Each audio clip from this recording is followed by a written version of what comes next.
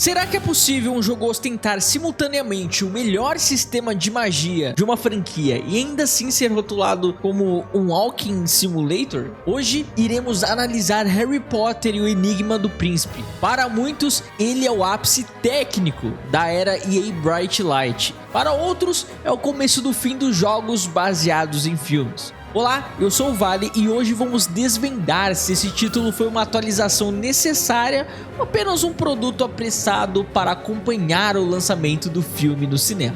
O sexto ano de Harry em Hogwarts marca uma transição de tom na franquia, um tom ainda mais obscuro do qual ele já ficou. O cerco da presença de Voldemort começa a apertar e a sensação de segurança começa a desmoronar de vez. Mas vamos ser sinceros aqui, desde que Harry pisou em Hogwarts, quando é que ele estava realmente seguro? É impossível. Eu acho que a gente precisa rever esse conceito de segurança em Hogwarts aqui, cara. Então o Dumbledore está mais do que centrado em preparar o Harry para o fim, focando na figura de Horácio Slughorn, na qual teve uma grande vivência junto com Voldemort, quando ele ainda estudava em Hogwarts. Se em Ordem da Fênix os duelos eram travados e frustrantes, aqui encontramos uma grande evolução. A movimentação é fluida, os feitiços respondem com uma precisão e um nível de interação que não vimos nos outros jogos.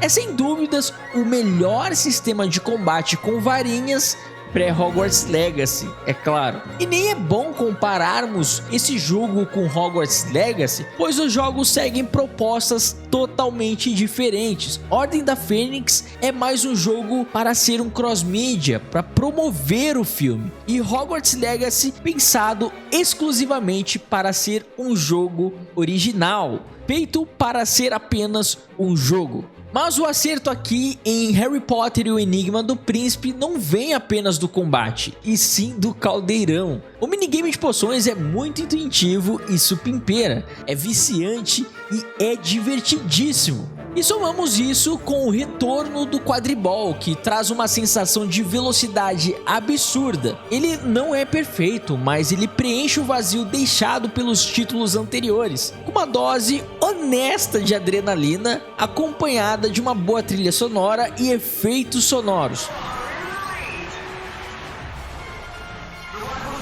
Cara, eles acertaram bem nessa parte do quadribol. Claro que daria pra ser um pouco melhor, mas devido ao tempo de desenvolvimento eu acho que foi ok. Então, entre um duelo e uma poção, o jogo sofre de uma crise de identidade. Ele se torna um Walking Simulator. Você passará boa parte do tempo seguindo o Nick quase sem cabeça por corredores em Hogwarts, o que é melhor do que as pegadas que tinha Ordem da Fênix. A liberdade de exploração e os elementos de plataforma dos jogos anteriores acabaram, eles se foram, não existe mais. E o que eu acho extremamente triste, porque eu gostava disso nos jogos anteriores. Se esse jogo tivesse mais tempo de desenvolvimento, eles poderiam ter seguido mais o livro do que o filme, trazendo um ar de novidade para os jogadores e os fãs da franquia. Realmente a EA perdeu uma grande oportunidade de fazer um trabalho de cross-mídia totalmente diferente para agregar, somar com o filme, trazendo aí coisas do livro. Seria muito bacana.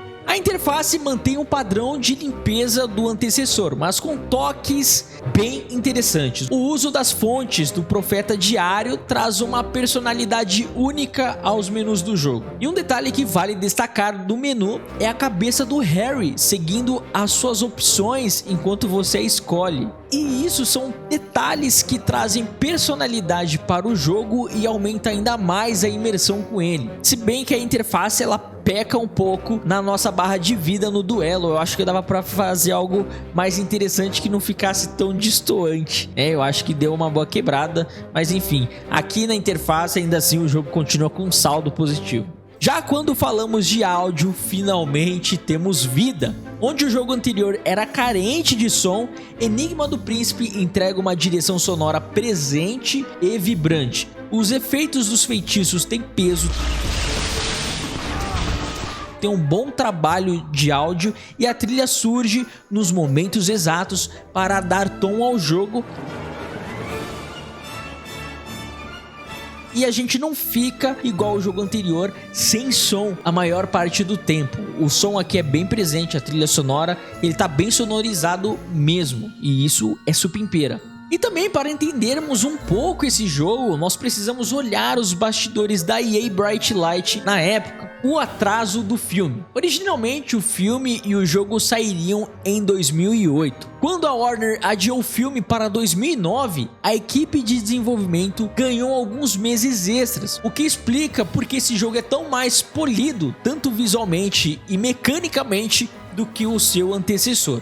Captura de movimento. Esse foi um dos primeiros jogos da série a usar técnicas mais avançadas de captura facial, o que explica a melhora expressiva nas cutscenes e nas expressões dos personagens. Realmente, as cutscenes desse jogo são muito bonitas. E claro, a base da Ordem da Fênix. O jogo reutilizou os assets, modelos de Hogwarts do jogo anterior, mas com texturas retrabalhadas e novas áreas adicionadas, como a torre de astronomia, por exemplo, o que permitiu que o foco fosse quase total no refinamento da jogabilidade e do duelo, o que deixa tudo mais condizente, né? Se a gente for analisar, esse jogo é muito superior ao seu anterior quando falamos de fluidez. Harry Potter e o Enigma do Príncipe é possivelmente o jogo definitivo da linha principal. Ele refina a mecânica ao máximo, mas peca pela falta de ambição narrativa ao ignorar o material original dos livros em favor de ser um jogo feito exclusivamente para promover o filme.